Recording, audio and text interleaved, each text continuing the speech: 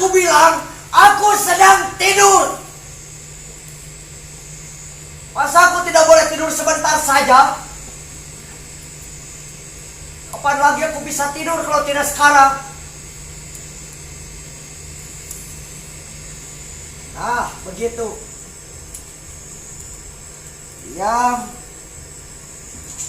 Diam sajalah dulu. Tenangkan kepalamu yang sedang kacau itu. Hormati sedikit kemauan tetanggamu ini. Ya, diam. Tenang rasanya seperti ini. Biar aku dengar hari bergeser mendekatiku dengan segala kebuasannya. Tiap detik sekarang kita berhitung. Aku kecap-kecap waktu kenyang-kenyang. Karena tidak ada siapa lagi yang bisa menahannya untukku. Bahkan Tuhan sudah menampiku.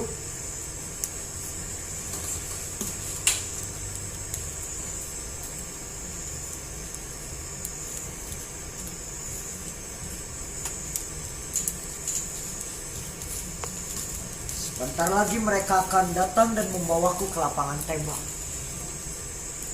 Mataku akan dibalut kain hitam, dan sesudah itu hidupku akan menjadi hitam. Dan di sana aku akan terkulai berlumuran darah dan menjadi daging menggokan bekas. Sementara dunia terus berjalan dan kehidupan melenggang seperti tak kekurangan apa-apa tanpaku. Sekarang kesempatanku untuk menunjukkan arti, mengisi kembali puluhan tahun yang sudah aku lompati dengan terlalu cepat. Tapi apa yang bisa aku lakukan dalam waktu pendek tetapi dahsyat? Ketika aku mulai melihat, yang pertama aku lihat adalah kejahatan. Aku dihajar habis-habisan oleh suaminya yang kesetanan itu.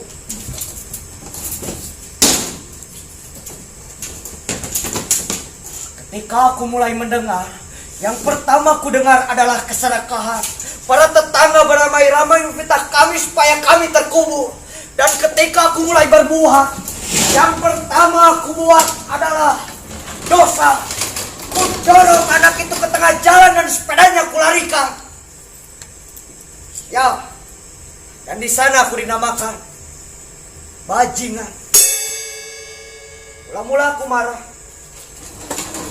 karena nama itu diciptakan hanya untuk membuangku saja. Tetapi kemudian, ketika aku mulai terbiasa memakainya, banyak orang yang mengaguminya.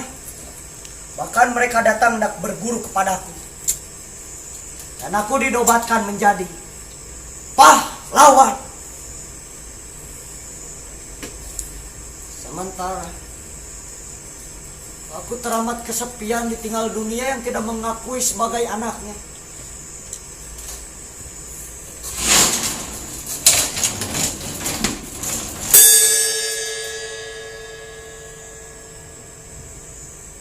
Kamu ada di situ, Nancy. Rupanya kamu yang sedang melotot itu dari tadi. Apa kabar? Sedang apa kamu sekarang?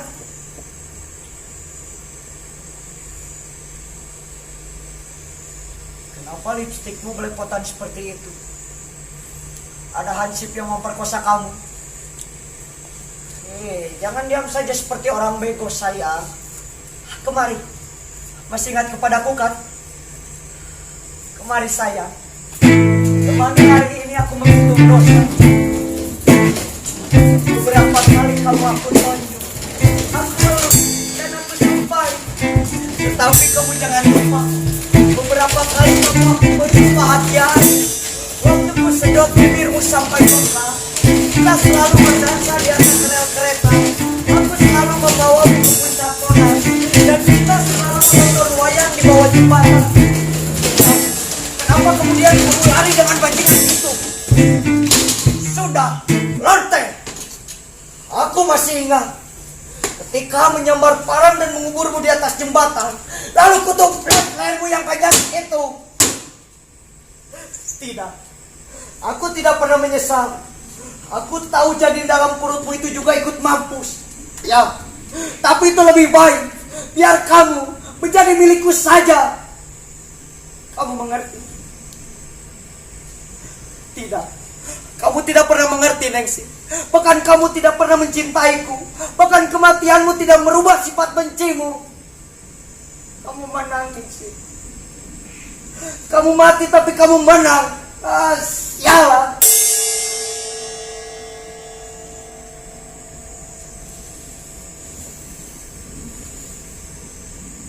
Matahari, kamu jangan terkekeh-kekeh seperti itu. Kamu jangan sombong. Kamu tak perlu tertawa melihat bajingan menangis. Apa salahnya? Air mata bukan tanda kelemahan, tetapi keharusan jiwa. Kurang ajar. Kamu terkekeh-kekeh ya? Kamu tidak bisa melewati kepalaku. Bukan kamu yang lebih tinggi di sini. Aku tetap lebih tinggi dari kamu. Dan kamu tidak bisa melampauiku hari ini. Naiklah lebih tinggi lagi. Aku akan memumung dan tetap yang lebih tinggi selama-lamanya. Sampai aku turun dan menyerahkan tempat ini kepadamu. Besok aku akan mengembara mencari duniaku yang hilang. Tanpa teman, tanpa saudara, mencari sendirian sepanjang malam. Aku putari dunia. Aku masuki lautan. Aku reguk segala kesulitan.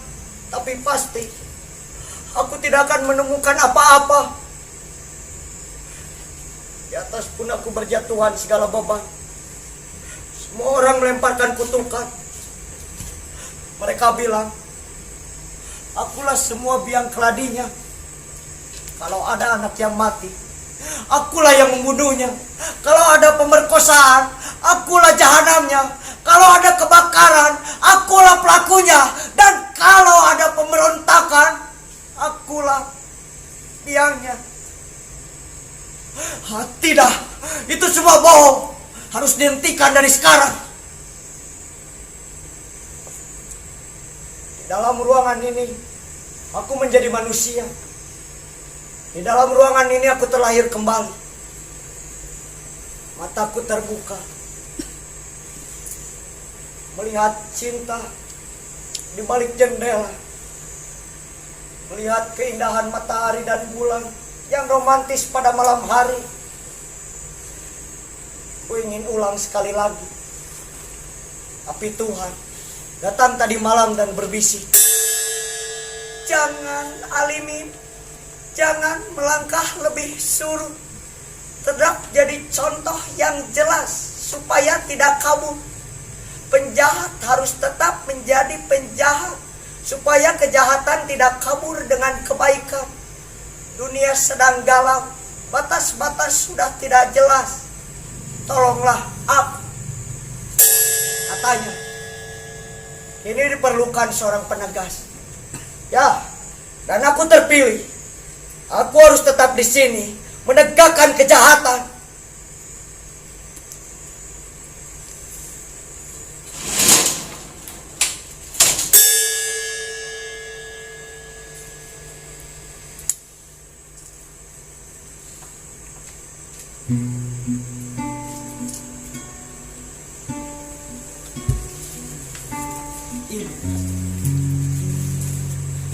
Aku bukan anak ibu lagi, Bu. Aku sudah terpilih mewakili zaman, menjadi contoh promo corak. Kau seharusnya bersyukur. Ini kehormatan besar. Tidak ada orang yang berani menjadi penjahat, meskipun mereka melakukan kejahatan. Aku ini bukan penjahat biasa, Bu. Aku ini lambang. Aku melakukan kejahatan untuk menegakkan harmoni. Jadi sebenarnya aku ini bukan penjahat, Bu, tapi pahlawan yang pura-pura menjadi penjahat. Aku tidak tidak peduli disebut promocor. Karena aku sadar itu semua tidak benar. Aku lakukan kejahatan meskipun tidak tertulis dalam buku sejarah. Karena tidak ada seorang penulis sejarah yang tergila-gila dalam kebenaran ini.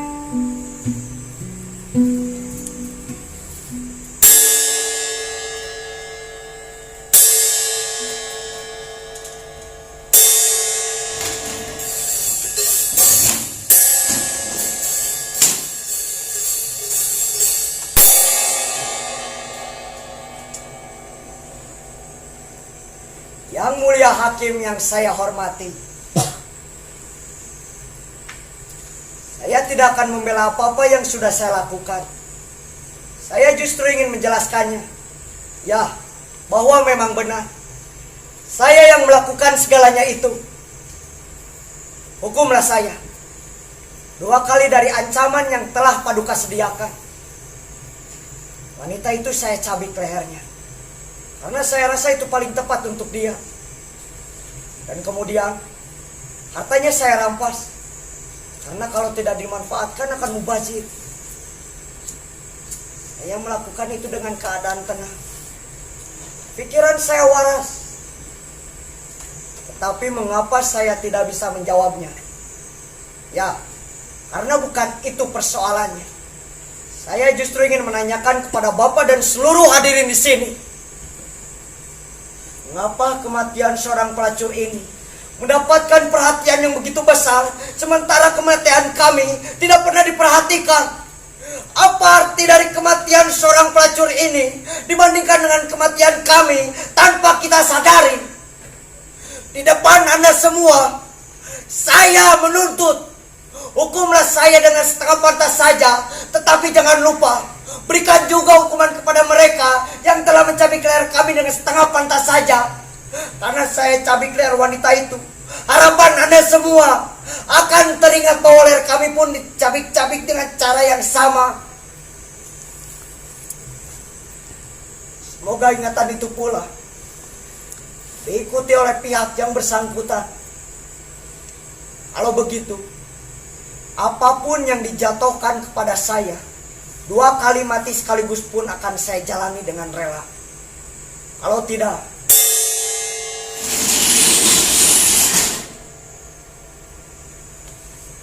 Bapak, silakan masuk, Pak. Maaf, rumah saya sedang berantakan. Ada apa, Pak? Tumben Bapak datang kemari. Kelihatannya Bapak sedang terburu-buru. Oh, soal yang kemari, ya, sudah saya selesaikan. Sudah saya bereskan.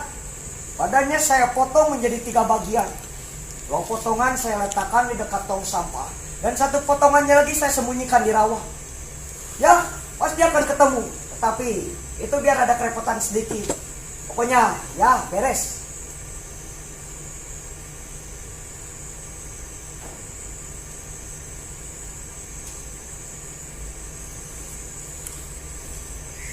Bapak bawa sisanya untuk saya.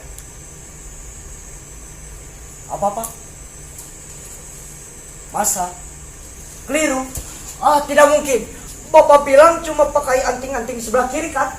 Kanan. Ya, apa bedanya? Tapi saya tahu dia. Bapak bilang cuma pakai anting-anting dan bajunya seperti itu, jalannya sedikit oleh. Apa, Pak? Salah? Jadi anak itu siapa, Pak? Gila. Jadi anak itu anak pemain band itu, Pak. Ya, saya kenal. Ya Tuhan, mengapa kamu tipu saya? Kenapa kamu tidak bilang kalau bukan itu orangnya? Keliru sih boleh saja, tapi jangan anak itu. Bapaknya baik sekali. Ibunya selalu menegur saya di depan banyak orang. Saya minta maaf. Bukan saya yang melakukannya, tapi setan. Apa alasan saya mengganggu anak itu? Saya justru banyak hutang budi kepadanya. Dia selalu memberikan saya rokok dan minuman. Dia selalu menegur saya di depan banyak orang. Dia kenalkan saya kepada kawan-kawannya sebagai orang baik-baik. Dia teman saya. Tidak, itu bukan perbuatan saya, tapi orang lain yang memakai tubuh saya. Ya, saya tahu kesalahan tidak mungkin diperbaiki dengan kata-kata. Oh, jadi saya harus menebusnya. Ya sudah, biar lunas. Kalau begitu, potong saja tangan saya ini. Saya sudah potong masa belum lunas. Wajahnya selalu memburuku. Lalu buat apa saya potong tangan saya ini kalau masih dikuntit? Orang keliru namanya. Masa terus saja diburu? Masa hanya aku yang memikul ini sendirian? Mana mereka yang menyuruhku? Ini kan semua gara-gara mereka. Tangkap dong mereka, jangan aku saja. Lama-lama begini aku tidak akan kuat. Yang ditangkap mesti yang dosanya sedikit. Ya, betul. Saya akan punya batasan. Hentikan. Kalau begitu, tidak jadi saja. Kalau kamu bisa curang, saya juga bisa. Bertahun-tahun saya alihkan makna kemerdekaan. Pada hari ini aku bebas. Walaupun tubuhku masih dipatok oleh dinding jahanam itu. Tetapi jiwaku sudah merdeka. Mereka saat itu memberiku ampunan. Aku diseret lagi keluar untuk merenggut kebebasan jasmani. Aku tak siap. Aku seperti burung yang terlalu lama disangkar. Aku tak bisa terbang lagi. Aku takut. Aku takut dunia ini tak kukenal lagi. Oh ya. Pada kesempatan pertama, ku grogoti barang-barang di warung tetangga. Tetapi tidak ada yang menangkapku. Hansip malah ikut berbagi dan menunjukkan warung berikutnya. Dan pada kesempatan lain, kuangkat belati ke leher seorang penumpang beca. Dari kantongnya keluar jutaan rupiah yang dilapisi kertas koran. Aku kira polisi akan mengejarku, tetapi tidak ada yang menangkapku. Dan pada kesempatan ketiga, perkosa anak di pinggir kali. Ia menjerit-jerit dalam pilihanku. Ia menjerit-jerit meminta pertolongan, tetapi tidak ada yang menolongnya. Hingga akhirnya aku lepaskan dia, karena jasmaniku tidak sanggup untuk memperkosanya.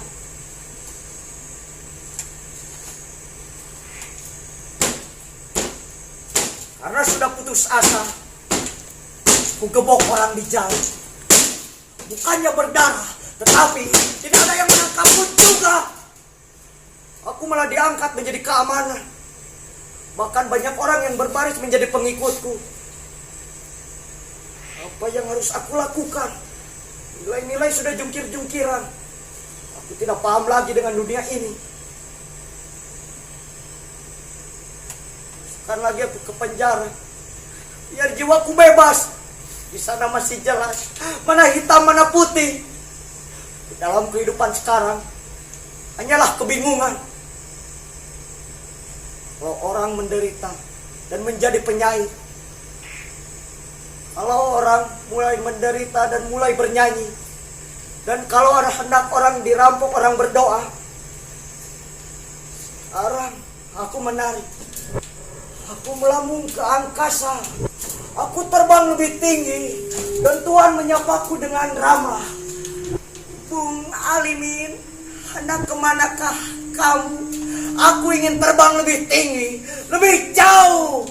Tetapi kamu tidak boleh lebih tinggi dari surga. Siapa bilang tidak? Kalau aku mau, aku pasti bisa. Dan aku mulai menanting lagi, tapi terlalu jauh. Aku melambung ke angkasa, melewati surga ke dekat matahari. Tubuhku terbakar. Aku hangus dalam semesta. Aku sudah tidak ada lagi. Aku sudah bersatu dengan semesta. Aku menjadi tua. Atau mungkin aku menjadi hantu. Enak juga jadi hantu. Tidak terlihat, tapi bisa melihat.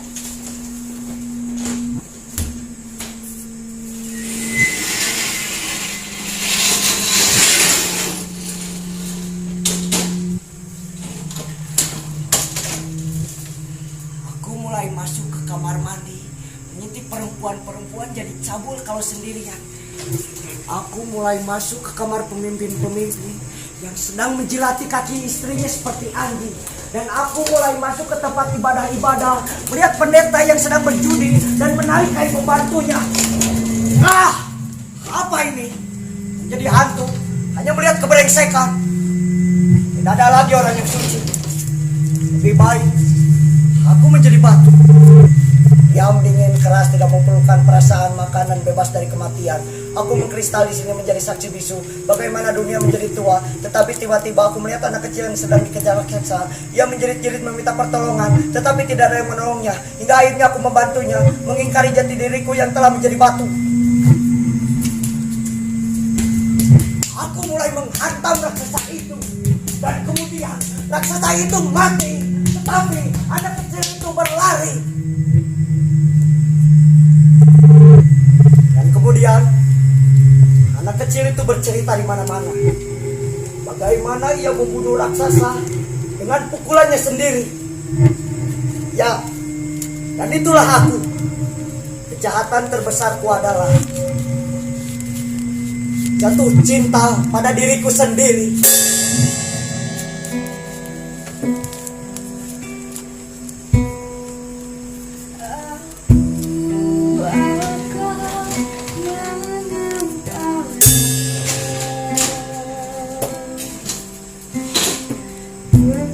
Mencari duniaku yang hilang tanpa teman dan saudara,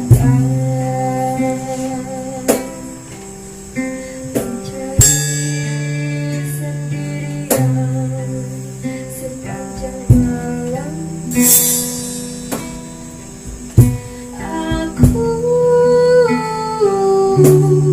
Putari dunia, aku masuk aku.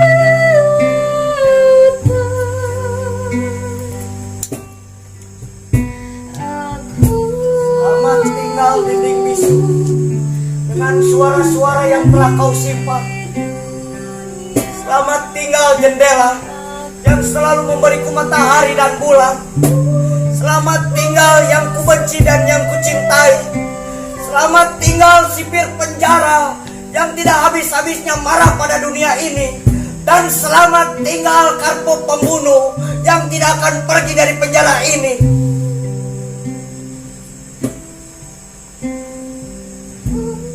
Inilah salam dari Alimin, sahabat semua orang yang sekarang akan pergi.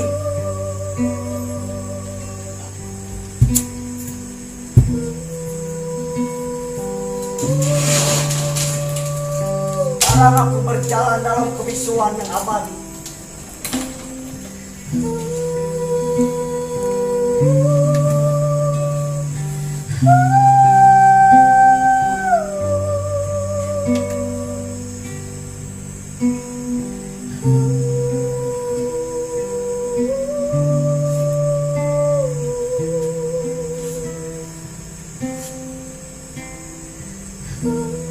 Janjiku sudah lunas. Sekarang baru jelas mana yang sudah aku lakukan, mana yang belum aku lakukan. Tapi semuanya sudah selesai. Di dalam kekurangan ini adalah karya yang sempurna. Selamat tinggal semuanya.